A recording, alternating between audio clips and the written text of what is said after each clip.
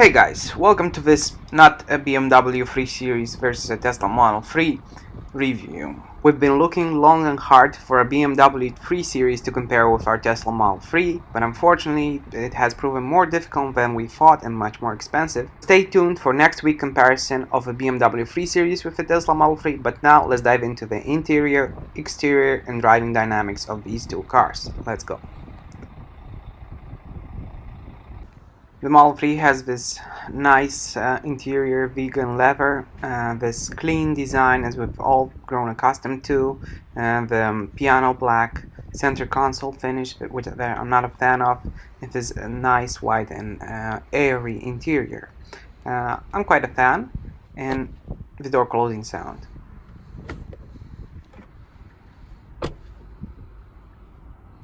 Now we jump into the Jaguar. The Jaguar has a real nice steering wheel. The interior design is a bit outdated even compared to its premium German competitors. It doesn't have the highest trim level, obviously, but it's still quite a nice design, high quality materials all around, so I'm quite happy with it. Now we go to space for rear passengers. Because it's an electric car, there's no transmission tunnel, and there's a lot of space for rear passengers. There's a lot of space for your feet, a lot of space for your head, and generally you don't feel cramped at all. In fact, there's more space.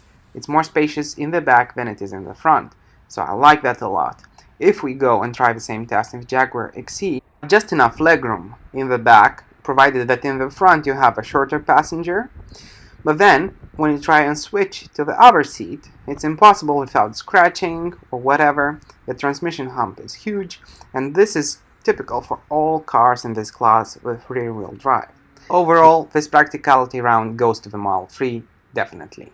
Next is one of the marks of a well-built car is the door and trunk closing sound, so let's go ahead and try them.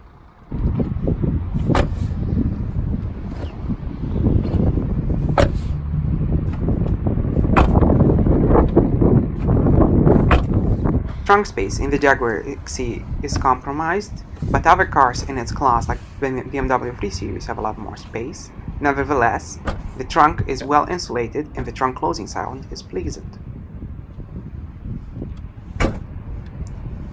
The trunk of the Model 3 has a bigger capacity and even a bigger space under the trunk floor, but the struts are exposed and the trunk makes a rattling sound when it closes.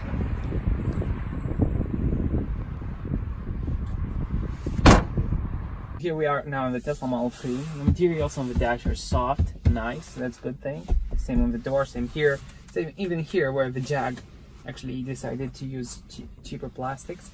The steering wheel lever is not as nice, but it's still nice and thick, so I like it, although it's not a real lever.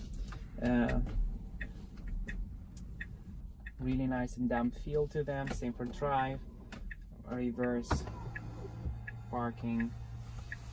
Very good, and I like the seat adjustment, of course.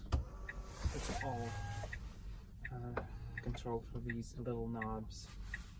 In fact, it remembers your profile, it's quite nice.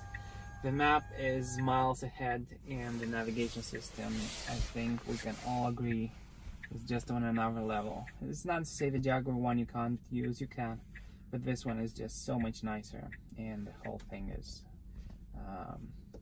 just a step up, and the screen is just gorgeous, much improved. The rear visibility is even worse compared to the Jag. It's quite a feature of engineering to make something worse than the Jaguar E-Pace.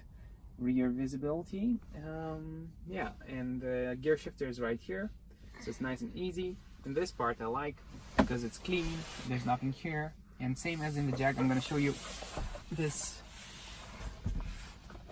compartment, so it's a bit more spacious than in the Jaguar, but then as opposed to Jaguar you also get this huge compartment here, storage compartment, so it's a lot more practical, I would say, as opposed to the Jaguar. So now the start, stop in all the car systems. Here's how you start it.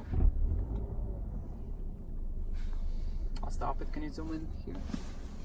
When you stop it, the gear knob goes nicely down and back up. Makes a nice, pleasant purr. gasoline cars tend to do.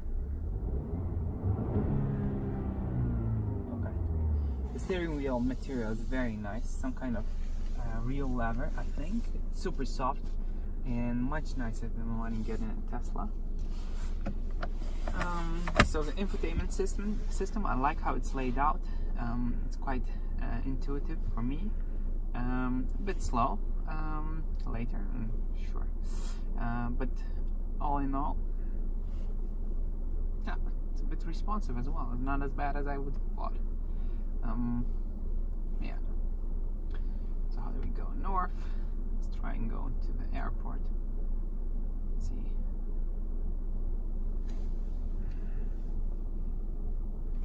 Directions, start. Let's go. Traffic info not available. Yeah, something from the 90s. Let me stop the car. You got all your air conditioning controls here laid out behind this piano gloss black trim.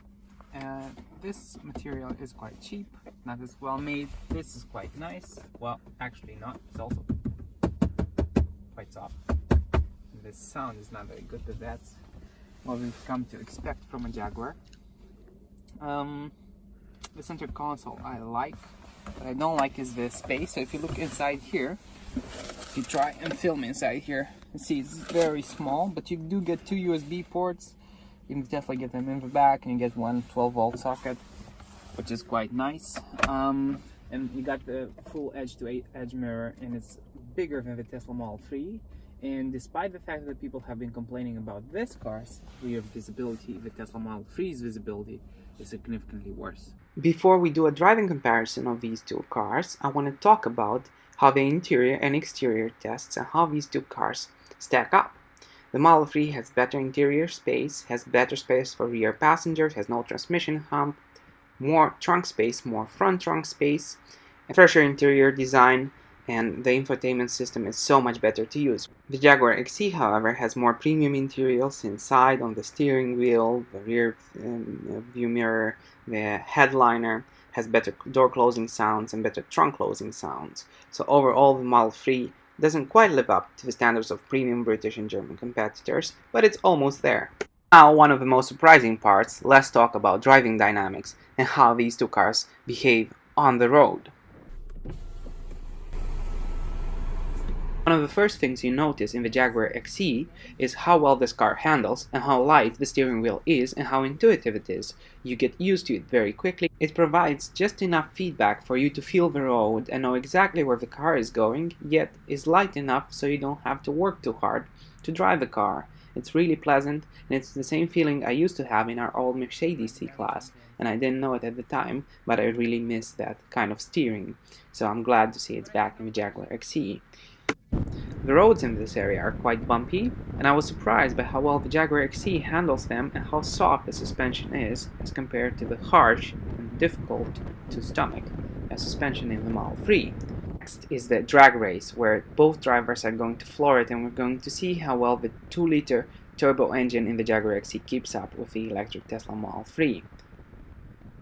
As you can see, the Jaguar, despite flooring it, is no match. Even after the Model 3 has started slowing down, the Jaguar XE is no match. We're going to do one extra, and although this looks like it's directed, it's not at all. We had a direct phone call to each other, and we can sync when we're going to accelerate. So immediately after going over the bumpy part, we go hard acceleration, and you see the Tesla Model 3 just flying off in front of me. There's no way you can catch up with it, and the Jaguar XE's engine basically takes about 1 or 2 seconds to spool up and generate the power, and even when it does, it's not enough.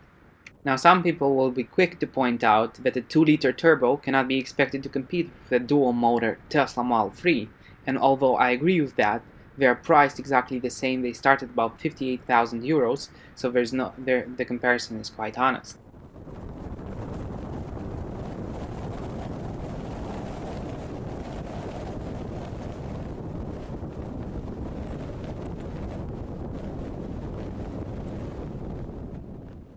So the results of the driving tests are actually surprising to me. The Jaguar XE has a softer, more comfortable suspension, has a more intuitive steering wheel, is cocooning you more in premium materials and overall gives you a more relaxing drive, despite the fact that it lacks that electric torque and electric power that Tesla Model 3 has, and that is addictive. That is not to say that the Jaguar XE is overall a better car. I am not saying that. What I am saying, however, is that the driving characteristics of a Jaguar XE feel much more premium to me, and I think to anyone else, and I can't wait to test the BMW 3 Series to see if I get the same feel. One of the most important parts about premium cars is noise insulation. So here it is, 30 seconds of driving in the Jaguar XE and then 30 seconds of driving in the Tesla Model 3, unaltered sound test.